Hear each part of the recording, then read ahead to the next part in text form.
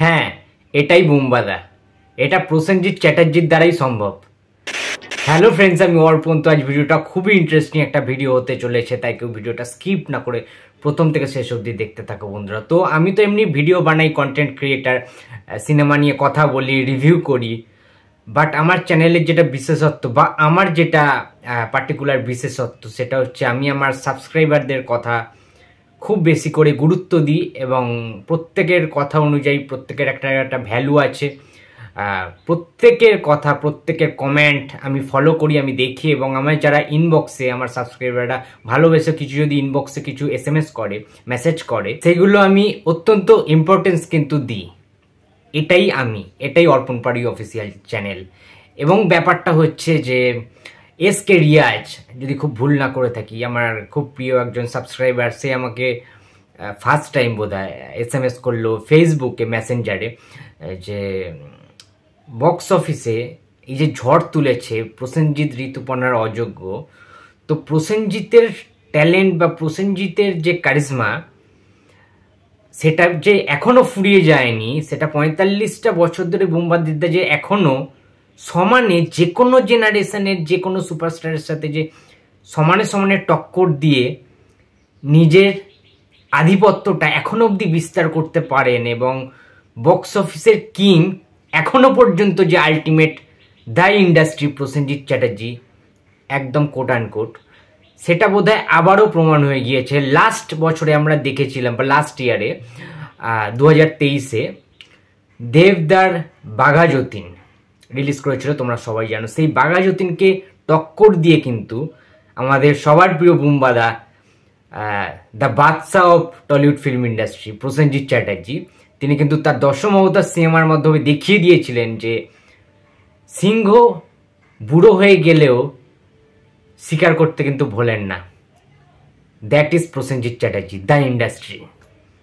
সুতরাং দশম অবতার আমরা জানি যে সেই বছরের হাইয়েস্ট গ্রসার এবং সবচেয়ে বেশি বক্স অফিস কালেকশন করা সিনেমা, এবং SBF প্রোডাকশন হাউসেরও অত্যন্ত সফল একটা ছবি ছিল কিন্তু দশম অবতার, যেটা হাইয়েস্ট বক্স অফিস কিন্তু ইনকাম করে দেখিয়ে দিয়েছিল শুধুমাত্র বাংলার বুকে। প্যান ইন্ডিয়া রিলিজ করতে হয়নি দশম অবতারকে, হিন্দি ভাষায় রিলিজ করতে লাগেনি। অনেক সিনেমা রয়েছে হিন্দি ভাষায় রিলিজ করেও তেমন কিছু আহামরি কিছু করতে পারে না, যেমন জিতের চেঙ্গিস। ভালো ব্যবসা করেছে, ঠিক আছে, এত বাজেটের ছবি এত কিছুভাবে রিলিজ করেও মোটামুটি ঠিক আছে ভাই। কিন্তু যেটা আমরা ধরা হয়েছে ওয়েস্ট বেঙ্গলটাকে ডিপেন্ড করে, এবং আমরা জানি যে মাল্টিপ্লেক্স থেকে দশম অবতার সবচেয়ে বেশি কালেকশন করেছে, এবং মাল্টিপ্লেক্সটাই কিন্তু আসল।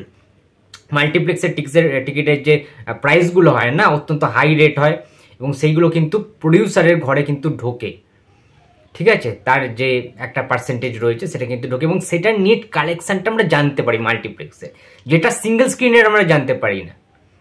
এই যেমন ধরো অযোগ্যের অনেকে যে বলছে যে জিদ্দার অযোগ্য বিভৎস কিছু করে ফেলেছে, কল্যাণী, দুর্গাপুর, হ্যানা ত্যানা, ব্লা ব্লা ব্লা, ঠিক আছে।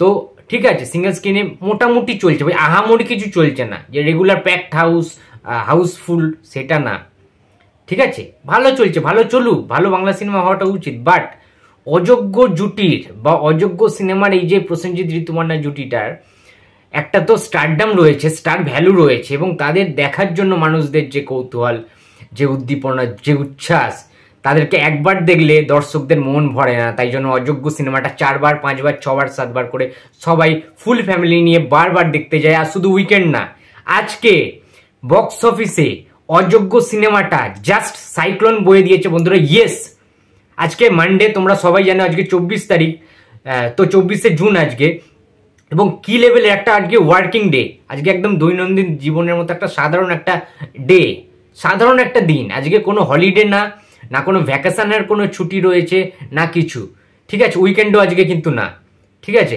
সো আজকের ডেটে দাঁড়িয়েও এরকম একটা ওয়ার্কিং ডেতে পারফরমেন্স, আউটস্ট্যান্ডিং ট্রিমেন্ডাস কিন্তু পারফরমেন্স করেছে বুমবাদার এই অযোগ্য সিনেমাটা।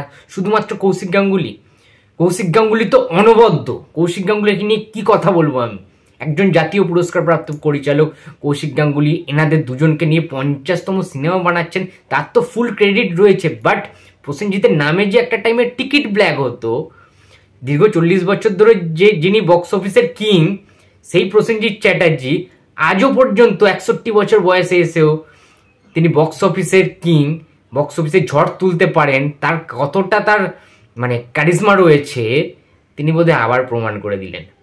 ঠিক আছে, দ্য অ্যাবসলিউট ট্রিমেন্ডাস একটা পারফরমেন্স, এবং he is a genius. Prosenjit Chatterjee is magician, এটা মানতেই হবে আমাদের।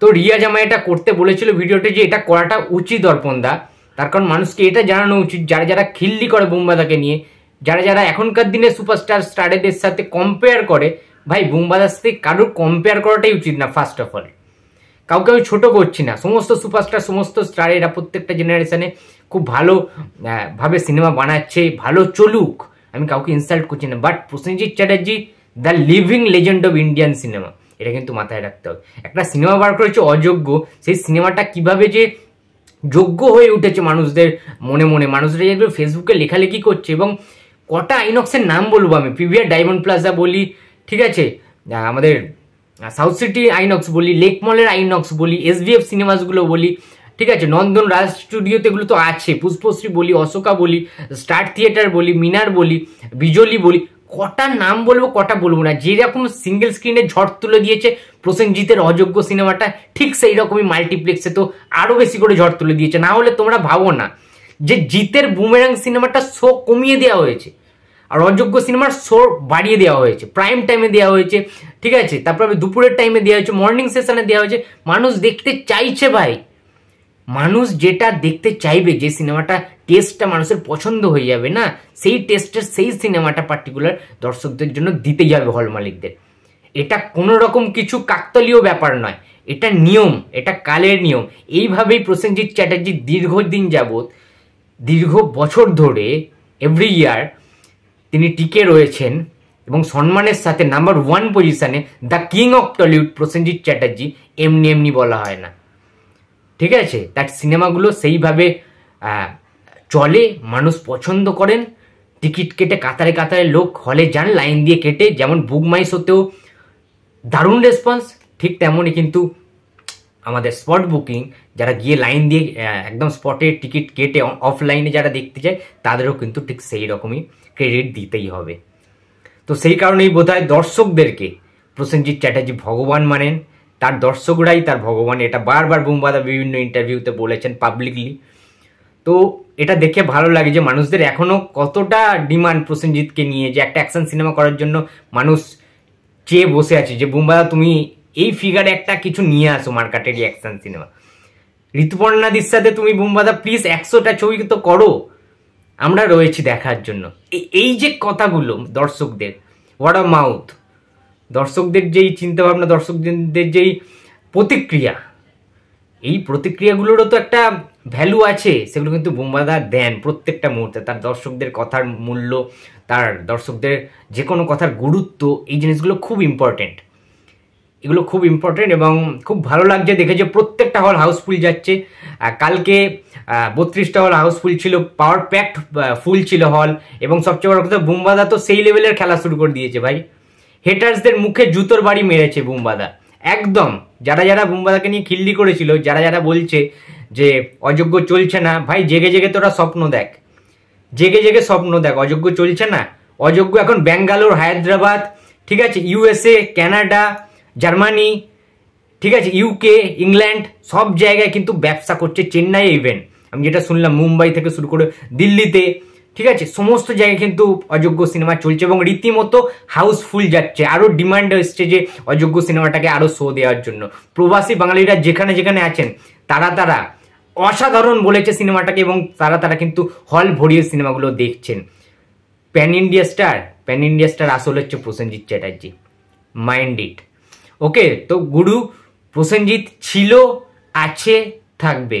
প্রসেনজিৎ চ্যাটার্জির বিকল্প কখনো হয়নি আর হবেও না। ভাবা যায় আজকে 61 বছর বয়সেও প্রসেনজিৎ চ্যাটার্জি ব্লকবাস্টার সিনেমা দিচ্ছে এখনকার দিনে স্টারেদের, সুপারস্টারদের সাথে টক্কর দিয়ে। একটা তো ক্ল্যাপ হবে বুম্বাদার জন্য ভাই, একটা ক্ল্যাপ তো হবেই, তাই না? তো বন্ধুরা, এই ছিল আজকে আমার ভিডিও। তো ভিডিওটি যদি ভালো লাগে তো please like, comment and share করতে ভুলো না। যদি চ্যানেলে নতুন হয়ে থাকে তো প্লিজ সাবস্ক্রাইব করে দিও। তো দেখা হচ্ছে আবার পরের ভিডিওতে। তো টাটা।